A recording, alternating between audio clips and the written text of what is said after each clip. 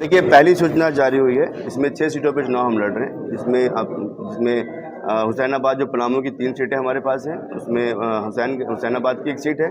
इसमें scheduled caste candidate general में हमने बनाया प्रभा देवी जी को।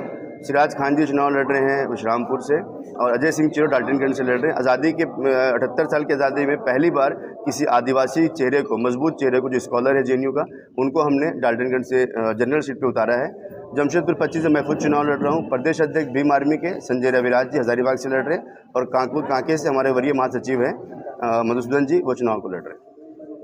किन मुद्दों पर चुनाव मैदान में? मुद्दे साहब ये हैं कि 24 सालों में झारखंड की स्थिति ये है कि जिन लोगों ने यहाँ पर राज किया, उन लोगों ने यहाँ के दलित, आदिवासी, पिछड़े मुसलमानों को और समझ झारखंड वासियों को ठगने का काम किया। ये सबसे बड़ा मुद्दा है। इन्होंने जितने वादे किए, ये वादे आज हाशिए पे चले गए। मॉब लिंचिंग एक बड़ा वादा था, वो पूरा नहीं हो पाया। और आप देखें कि जातिगत जनगणना एक बहुत बड़ा वादा इनका था, वो उस पर काम नहीं कर पाए। जाति प्रमाण पत्र नहीं बनने की वजह से शेड्यूल्ड कास्ट जो हमारे भाई हैं, उनको सुख सुविधाओं से उनको वंचित रखा जा रहा है। हमारे यहाँ पे समान जो शिक्षा की नीति है वो लागू नहीं हो सकी है। गरीब का बच्चा पढ़ना चाहे तो कहाँ जाएगा वो? इतनी महंगी शिक्षा हो चुकी है। तो ये बुनियादी मसले हैं जो हमको खड़ा कर रहे हैं, बुनियादी मसलों को हम उठा रहे हैं। पलायन एक बड़ा मुद्दा है। मैंने पिछले 1 सालों में, जब मेरी जिम्मेदारी मेरी प्रदेश अध्यक्ष की, मैंने 1 साल में झारखंड के तकरीबन 24 जिलों का विजिट किया। 350 गाँव हम घूमे।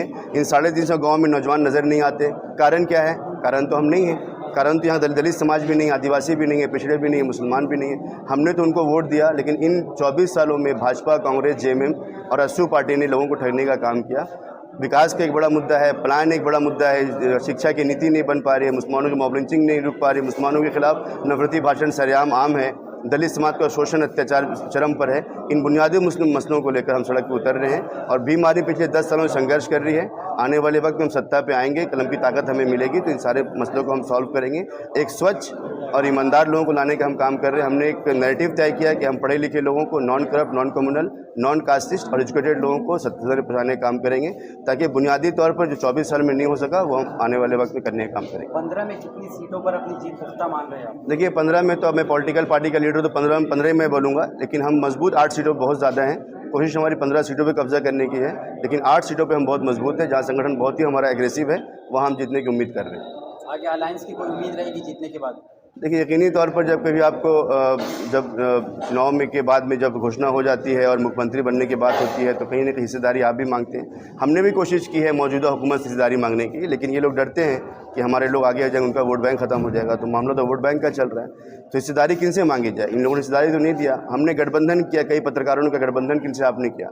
तो गठबंधन जैसे हमने नगीना में राष्ट्रीय अध्यक्ष साहब चुनाव जीते, हमने नगीना में गठबंधन किया था वहाँ के दलित समाज से, पिछड़ों से, वहाँ के मुसलमानों से। सेम गठबंधन हमने यहाँ पर समाज से किया, आदिवासियों से कर रहे हैं, दलितों से कर रहे हैं, पिछड़ों से कर रहे हैं, और मुसलमानों से और शोषित वंचित समाज से हम कर रहे हैं। जमशेदपुर पश्चिम से आज आप खुद प्रत्याशी होंगे, किस तरह से देख रहे हैं यहाँ पर मुकाबला? काफ़ी अलग। देखिए, मुकाबला तो 2 बड़े पार्टियों से मुकाबला हमारा है, लेकिन 2 जो लोग हैं, उन लोगों ने झारखंड में अब तक इन 24 साल गुजर जाने के बाद, जमशेदपुर की स्थिति आपको बेहतर पता है कि दलित समाज की जो बस्तियों में आप जाइए, मेरे बगल में धीरज मुखी साहब बैठे हैं, जिला अध्यक्ष हैं पार्टी के, कि जहाँ रहते हैं वहाँ की सुख सुविधाएं से वंचित हैं वो लोग। मेडिकल बस्ती का मामला हो, यहाँ पर तकरीबन 30,000 की संख्या में झुग्गी झोपड़ी में हमारे दलित समाज के लोग रहते हैं। उनके बगल में बड़ी बड़ी इमारतें बन गई, उनकी झुग्गी झोपड़ी आज तक रजिस्टर्ड नहीं हो पाई, रिकॉग्नाइज नहीं हो पाई।